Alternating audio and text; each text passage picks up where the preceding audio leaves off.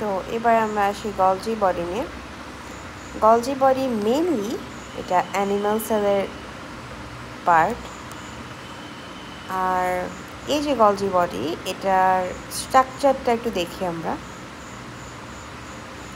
দেখো, গলজি বডিতে অনেকগুলো সিস্টার্নি থাকে। দেখো, এগুলো হচ্ছে তোমার সিস্টার্নি। এই যে ভাঁজ ভাঁজ করা, এই যে ভাঁজ ভাঁজ করা, এগুলো সব হচ্ছে সিস্টার্নি, গলজি বডির সিস্টার্নি। তাহলে এগুলো হচ্ছে গলজি বডির সিস্টার্নি। আর এই যে দেখো, এগুলো হলো ভেসিকল, গোল গোল গোল গোল, এগুলো হচ্ছে ভেসিকল। তাহলে এই দেখো ভাঁজ করা সিস্টার্নি আর হচ্ছে ভেসিকল, এগুলো নিয়ে হচ্ছে ফর্মেশন হচ্ছে গলজি বডির। তো দেখো, কিছু আছে সিক্রেটরি ভেসিকল, হ্যাঁ, দেখো ভেসিকল সিক্রেট হচ্ছে। আচ্ছা, তো আমরা যদি দেখি গলজি বডির কাজ, হ্যাঁ, ফাংশন, এটা হচ্ছে আমরা এই শিপ দিয়ে মনে রাখবো। এই শিপের সাথে আমরা গলজি বডিটা রিলেট করে মনে রাখবো যে গলজি বডি ফাংশনগুলো শিপ নেমোনিক দিয়ে মনে রাখবো। তো শিপের এস দিয়ে হলো সিক্রেশন, এইচ দিয়ে হচ্ছে হাইড্রোলাইসিস, আই দিয়ে হরমোন এবং পি দিয়ে প্রোটিন স্টোর। তাহলে SHIP সিক্রেশন, হাইড্রোলাইসিস, তারপর হরমোন আর হচ্ছে প্রোটিন স্টোর। কীরকম হচ্ছে দেখো,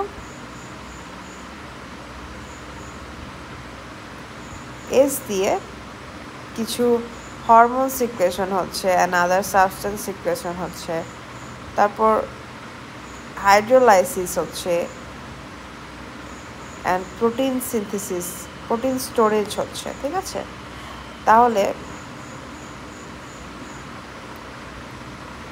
গলজি বডি যেটা করে, হরমোন এবং আদার সাবস্টেন্সকে তারা হলো সিক্রিয়েশন করে। এরপর হাইড্রোলাইসিস মানে কি, হাইড্রো মানে ওয়াটার, লাইসিস মানে ভাঙা, তাহলে পানি ভাঙে, তাই না, পানিকে ভাঙে। তারপর প্রোটিনকে স্টোরেজ করে।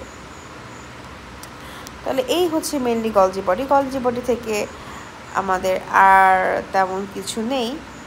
আমরা যদি বইয়ে একটু গ্রো থ্রু করি, দেখি আমাদের বইয়ে কী কী আছে। আচ্ছা, এই যে আমাদের গলজি বডি, গলজি বডি হচ্ছে মেনলি, দেখো এটা হচ্ছে, দেখো প্ল্যান্ট সেল আর অ্যানিমাল সেল দুটোতেই পাওয়া যায়, বাট মেনলি এটা হচ্ছে অ্যানিমাল সেলে দেখা যাবে। এবং কিছু মেমব্রেন বা স্ট্রাকচার যেমন সিস্টার্নি আর ভেসিকল নিয়ে এটা তৈরি। আর এনজাইমের হাইড্রোলাইসিস এখানে হবে। তারপর কিছু হরমোন অ্যান্ড আদার সাবস্টেন্স এখানে সিক্রেট হবে। তারপর কিছু মেটাবলিক অ্যাক্টিভিটিতে এদের ভূমিকা আছে, যেহেতু হরমোন, তাই না। এখন হরমোনের কাজ কি বলতো, শরীরের ভেতরে হরমোনের আসলে অনেক কাজ হতে পারে। হরমোন এটা শরীরে গ্রোথ করে, তারপর কিছু রিপ্রোডাকশনের জন্য কিছু হরমোন আছে, তারপর ইভেন ডাইজেশনের জন্য কিছু হরমোন কাজ করে। তো হরমোনের আসলে অনেক কাজ, হ্যাঁ, অনেক অনেক অনেক কাজ। তো মেটাবলিক অ্যাক্টিভিটি বলতে কি বোঝায় বলো তো, এই জিনিসটা আমাকে বোঝাও যে মেটাবলিক রিয়াকশন বা মেটাবলিক অ্যাক্টিভিটি বলতে আসলে কি বোঝায়। মেটাবলিক রিয়াকশন বা মেটাবলিক অ্যাক্টিভিটি বলতে মূলত বোঝায় যে একটা সেল, এটার ভেতরে যত রকমের রিয়াকশন হয়, একটা সেলের ভিতরে যত রকমের রিয়াকশন হয়, ধরো এটার ভেতরে যত রিয়াকশন হচ্ছে সবগুলার যদি আমি একটা যোগ করে, একটা সামেশন করে বলি যে সেলের ভিতরে সব রিয়াকশনের একটা সামেশন হচ্ছে মেটাবলিক অ্যাক্টিভিটি। তার মানে সেলের মেটাবলিক অ্যাক্টিভিটি বেশি, মানে ওই সেলের ভেতরে অনেক বেশি পরিমাণে রিয়াকশনগুলো হচ্ছে, কেমিক্যাল রিয়াকশন। তারপর গলজি বডি প্রোটিনও স্টোর করে। তাহলে এই হচ্ছে মেনলি গলজি বডি থেকে আমরা স্ট্রাকচারটা মনে রাখবো এবং শিপ দিয়ে মনে রাখবো প্রত্যেকটা ফাংশন। এবার আমরা সরাসরি চলে যাই, আমাদের গলজি বডি পড়া শেষ, আমরা এন্ডোপ্লাজমিক রেটিকুলামে আসি। এন্ডোপ্লাজমিক রেটিকুলাম মেইনলি হচ্ছে দুই রকমের। দেখো এন্ডোপ্লাজমিক রেটিকুলাম একটা হচ্ছে রাফ আর একটা হচ্ছে স্মুথ। এন্ডোপ্লাজমিক রেটিকুলামের উপরে যদি রাইবোজোমগুলো লাগানো থাকে তখন আমাদের সারফেসটা কেমন হয়ে যাবে, দেখো এই যে এন্ডোপ্লাজমিক রেটিকুলাম উপরে রাইবোজোম, সারফেসটা দেখো রাফ হয়ে যাচ্ছে। বাট এই যে এন্ডোপ্লাজমিক রেটিকুলাম উপরে রাইবোজোম নেই তখন হচ্ছে সারফেসটা কিন্তু স্মুথ থাকছে। তো সেটা হচ্ছে স্মুথ এন্ডোপ্লাজমিক রেটিকুলাম, যেখানে রাইবোজোম নেই। দেখো রাফ এন্ডোপ্লাজমিক রেটিকুলাম, এখানে যেহেতু রাইবোজোম আছে, তার মানে এটা হচ্ছে প্রোটিন তৈরি করে, প্রোটিন মেক করে, এবং গলজি বডি কী করে, প্রসেস করে এবং এটাকে শিপস দেয়। মানে হচ্ছে দেখো গলজি বডি কিন্তু আমরা শিপ দিয়ে মনে রেখেছিলাম, মনে আছে? দেখো গলজি বডি কিন্তু এই কাজটাই এখানে করছে। গলজি বডি প্রোটিনটাকে প্রসেস করে সে হলো পাঠিয়ে দিচ্ছে কোথায়, যেখানে দরকার, শরীরের যেসব জায়গায় প্রোটিন দরকার। আচ্ছা আমি একটু বলি, ধরো তোমার শরীরের কোথাও কেটে গেছে, হ্যাঁ, একটা ওন্ড হয়েছে তোমার শরীরের, এখানে একটা ওন্ড হয়েছে, ধরো এটা তোমার একটা ওন্ড। এই ওন্ডের মধ্যে তোমার এখান থেকে ধরো চামড়া উঠে গেছে বা স্কিন চলে গেছে, তারপর মাংস ব্লিডিং হচ্ছে এখান থেকে, তাহলে দেখো একটু কিন্তু প্রোটিনের এখানে একটা লস হয়েছে, তাই না? তো এখন এটা যখন রিপেয়ার করব তখন তো আমার প্রোটিন দরকার, তাই না? রিপেয়ার করার সময় আমার অবশ্যই প্রোটিন লাগবে। তো সেই প্রোটিন আমি কোথা থেকে পাবো? দেখো কিভাবে সিগন্যাল যাচ্ছে, এই যে রাফ এন্ডোপ্লাজমিক রেটিকুলাম, এটাই হচ্ছে এখানেই থাকবে রাইবোজোম, তাই না? তো রাইবোজোম কি? প্রোটিনের ফ্যাক্টরি। তো রাইবোজোম প্রোটিন বানাবে, রাইবোজোম প্রোটিন বানাচ্ছে গলজি বডিকে দেবে। গলজি বডি হচ্ছে পোস্ট অফিস, ঠিক আছে? গলজি বডির মধ্যে কিছু প্রোটিন জমা থাকবে। তো যখনই শরীরে দরকার হবে, যে ধরো একটা ওন্ড হলো, তো এটা হিলিংয়ের প্রসেসে অবশ্যই প্রোটিন লাগবে, অথবা কোনো একটা ছোটো বাচ্চা তার গ্রোথ হওয়া দরকার, হ্যাঁ, তো তখনও তো তার প্রোটিন লাগবে, তাই না? তখন এই যে পোস্ট অফিসটা আছে, এই অফিস থেকে সুন্দর মতনে চিঠির মতো করে, চিঠি যেভাবে পোস্ট অফিস থেকে যায়, ঠিক সেরকম ওই যেই জায়গায় দরকার সেই জায়গায় প্রোটিনগুলো ছুটে চলে যাচ্ছে, সুন্দর মতনে চলে যাচ্ছে, তাই না? যখন যেখানে প্রোটিন দরকার, এই যে গলজি বডি থেকে সুন্দর মতনের প্রোটিনগুলো চলে যাচ্ছে। এই দেখো এখানে যে সুন্দর একটা ছবি আছে, এই ছবিতে আমরা দেখতে পাচ্ছি, দেখো এই যে এন্ডোপ্লাজমিক রেটিকুলামের এই যে ফোল্ডগুলো, এগুলো হচ্ছে এন্ডোপ্লাজমিক রেটিকুলামের ফোল্ড। এগুলোর উপরে দেখো সুন্দর পার্লসের মতো আছে, এগুলো হচ্ছে রাইবোজোম। এবং যেহেতু রাইবোজোম আছে, এবং এই যেটাকে আমরা বলবো হচ্ছে রাফ এন্ডোপ্লাজমিক রেটিকুলাম। এই যে রাফ এন্ডোপ্লাজমিক রেটিকুলাম, এই পোর্শনটুকু হচ্ছে দেখো রাফ এন্ডোপ্লাজমিক রেটিকুলাম। তারপর দেখো এই পোর্শনটুকু, দেখো এটা হচ্ছে স্মুথ এন্ডোপ্লাজমিক রেটিকুলাম, এখানে সারফেসে কোনো রাইবোজোম নাই, তাহলে এই পোর্শনটুকু হচ্ছে স্মুথ আর এই পোর্শনটুকু হচ্ছে রাফ এন্ডোপ্লাজমিক রেটিকুলাম। তাহলে এই যে রাফ এন্ডোপ্লাজমিক রেটিকুলামটা আছে, সেইখানে দেখো সুন্দর মতো প্রোটিন তৈরি হচ্ছে। এই যে প্রোটিন, রাফ এন্ডোপ্লাজমিক রেটিকুলাম থেকে প্রোটিন তৈরি হচ্ছে, প্রোটিনটা ট্রান্সপোর্ট ভেসিকল, দেখো এই যে গলজি বডি, দেখো ভেসিকল দিয়ে সুন্দর মতো সিস্টার্নি দিয়ে যে বের হয়ে চলে যাচ্ছে, এবং আলটিমেটলি ভেসিকল দিয়ে সেই যে প্রোটিনটা সিক্রেট হয়ে যাচ্ছে, যেখানে দরকার সেই জায়গায় চলে যাচ্ছে প্রোটিনটা সিক্রেট হয়ে, এই যে গলজি বডি থেকে সুন্দর মতনে চলে যাচ্ছে। তাহলে এই হচ্ছে মেইনলি প্রসেসটা, যে কিভাবে এন্ডোপ্লাজমিক রেটিকুলাম থেকে মেইনলি কিন্তু রাইবোজোম বানাচ্ছে প্রোটিন, কিন্তু এন্ডোপ্লাজমিক রেটিকুলাম বানাচ্ছে না। এই জিনিসটা মাথায় রাখতে হবে, যে এই যে পার্লের মতো প্রত্যেকটা তোমার রাফ এন্ডোপ্লাজমিক রেটিকুলাম, এগুলোর মধ্যে যে রাইবোজোমগুলো লাগানো আছে, এই রাইবোজোমগুলোই মেইনলি প্রোটিন সিনথেসিস করছে, যেটা নিয়েই কিনা তোমার গলজি অ্যাপারেটাস সেটাকে আলটিমেটলি যেখানে দরকার সেখানে পাঠিয়ে দিচ্ছে। আচ্ছা, এবার আমরা দেখি যে এন্ডোপ্লাজমিক রেটিকুলাম তো আমরা বলেছি যে যেটা রাফ সেটা হচ্ছে প্রোটিন সিনথেসিস করে, যেহেতু এখানে রাইবোজোম প্রেজেন্ট আছে। আর যেটা স্মুথ, তাহলে সেটা কি সিনথেসিস করবে? সেটা তো রাইবোজোম নেই, তাহলে প্রোটিন সে সিনথেসিস করবে না, সে লিপিড এখানে সিনথেসিস করবে, অথবা আদার কিছু সাবস্টেন্স আছে সেগুলো সিনথেসিস করবে। তাহলে এই যে আমরা আবারও দেখতে পাচ্ছি রাফ এন্ডোপ্লাজমিক রেটিকুলাম একটা সুন্দর ছবি। এখানে দেখো আউটার সারফেসে দেখা যাচ্ছে, এটা হচ্ছে আউটার সারফেস। আমরা যদি সুন্দর করে ছবিটা একটু খেয়াল করি, এই দেখো এইটা হচ্ছে আউটার সারফেস, আর এই যে ভেতরে এটা হচ্ছে ইনার সারফেস। তাহলে এই যে আউটার সারফেসগুলোতেই রাইবোজোম সুন্দর মতন এখানে লাগানো আছে। তাহলে দেখো ribosome R attached the outer surface of the rough endoplasmic reticulum which faces the cytoplasm of the cell. তো এই যে দেখো এটা তো রাফ এন্ডোপ্লাজমিক রেটিকুলাম, এটা হলো আউটার সারফেস, এবং এই পুরো পাশে এই পুরো পোর্শনটাই, এই চারপাশের পোর্শনটাই কিন্তু আমাদের সাইটোপ্লাজম অফ দ্য সেল, তাই না? একটা সাইটোপ্লাজম অফ দ্য সেলের এদিক কি বলবো, হ্যাঁ সেলের সাইটোপ্লাজমেই তো মেনলি এই যে সেলের যে অর্গানেলসগুলো আছে সেগুলো থাকে, তাই না?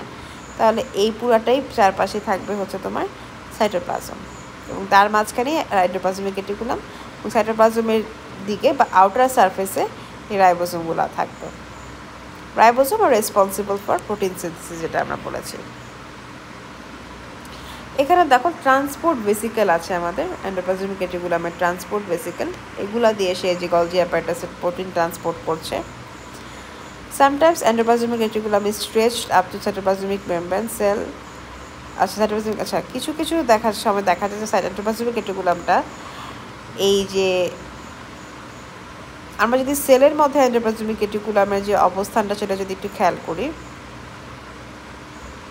দেখো এটা মেনলি দেখো এই যে এভাবে থাকে, যেটা নিউক্লিয়াসের পরে এই চারপাশে থাকবে এন্ডোপ্লাজমিক রেটিকুলাম। বাট অনেক সময় দেখা যায় যে এটা এই নিউক্লিয়াস, এই যে এন্ডোপ্লাজমিক রেটিকুলাম, তো অনেক সময় দেখা যায় যে এই এন্ডোপ্লাজমিক রেটিকুলামটা নিউক্লিয়াসের এদিক থেকে গিয়ে একদম সেল দিয়ে এভাবে বের হয়ে আসছে, সেল মেমব্রেন পর্যন্ত স্ট্রেচ হচ্ছে। তাহলে সেই ক্ষেত্রে এন্ডোপ্লাজমিক রেটিকুলামটা কিন্তু সেল মেমব্রেন হয়ে বাইরে কিন্তু সে সাবস্ট্যান্স পাস করতে পারবে। সেটা কিন্তু সব এন্ডোপ্লাজমিক রেটিকুলামের ক্ষেত্রে হয় না, সেটা মাঝে মাঝে কিছু এন্ডোপ্লাজমিক রেটিকুলাম এভাবে সেল মেমব্রেন পর্যন্ত এসে যায়। এটা আমি একটু আঁকার চেষ্টা করেছিলাম যে stretched up to the cell membrane, সেক্ষেত্রে কিন্তু সে সুন্দর মতন তার পাশের সেলে কিন্তু সাবস্ট্যান্সগুলো ট্রান্সপোর্ট করতে পারে। তো সেটাও তার একটা কাজ, যে সেল থেকে টু সেলে সে ট্রান্সপোর্ট করতে পারে।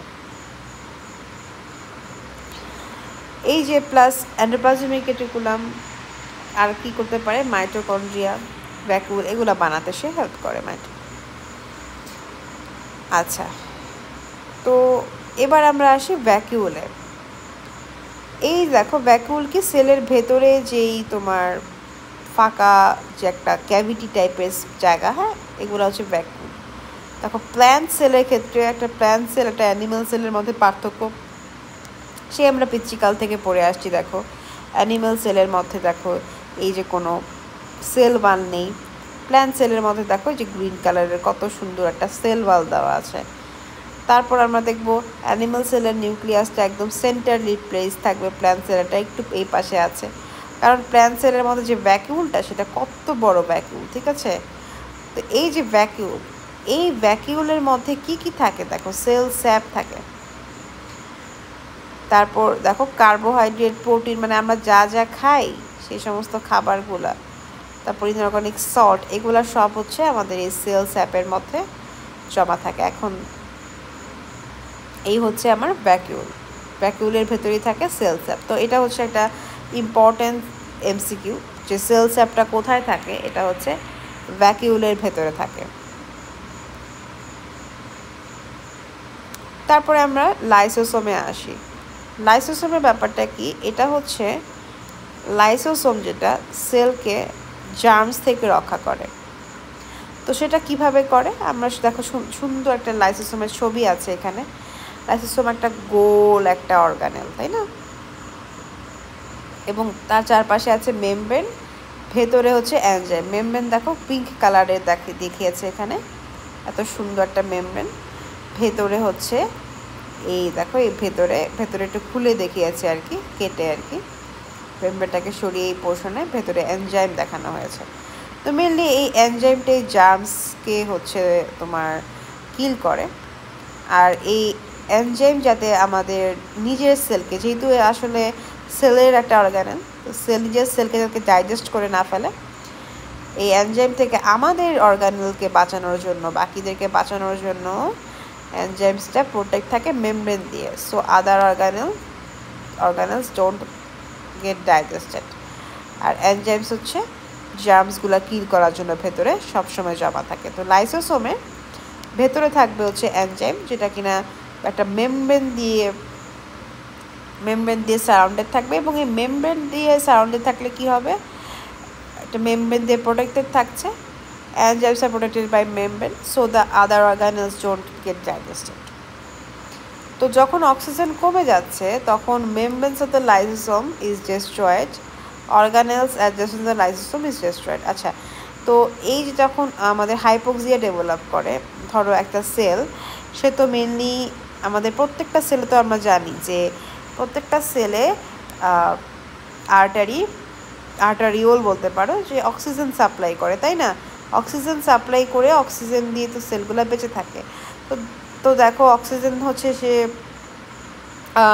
ব্লাড অক্সিজেন নিয়ে যায়, নিউট্রিয়েন্টস নিয়ে হচ্ছে এই সেলটাকে বাঁচায় রাখে। তো যদি কখনো এমন হয় যে অক্সিজেন নেই এবং সেলটা মারা যাবে, তাই না?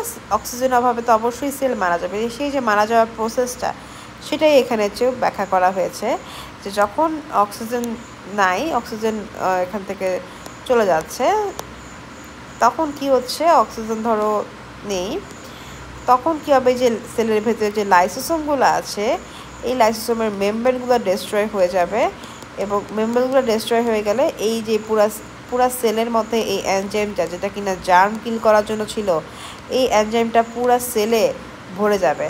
তখন এই নিজের সেলই নিজের ডাইজেস্ট করে খেয়ে ফেলবে লাইসোসোম। তাহলে এটাই হচ্ছে তোমার হাইপোক্সিয়া। হাইপো মানে নিচে, অক্সিয়া মানে কম, মানে অক্সিয়া মানে অক্সিজেন, আর হাইপো মানে হচ্ছে কম।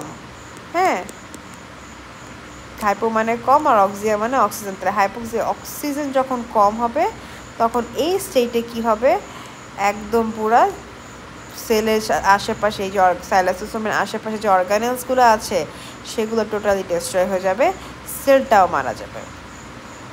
তাহলে এভাবেই হচ্ছে অক্সিজেনের অভাবে একটা সেল মারা যায়।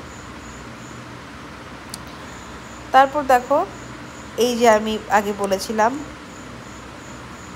নন মেমব্রেনাস সাইটোপ্লাজমিক অর্গানেলসের কিছু নাম বলেছিলাম, যেগুলো ছিল আমাদের রাইবোজোম, সাইটোস্কেলিটন, সেন্ট্রিওল, এগুলো।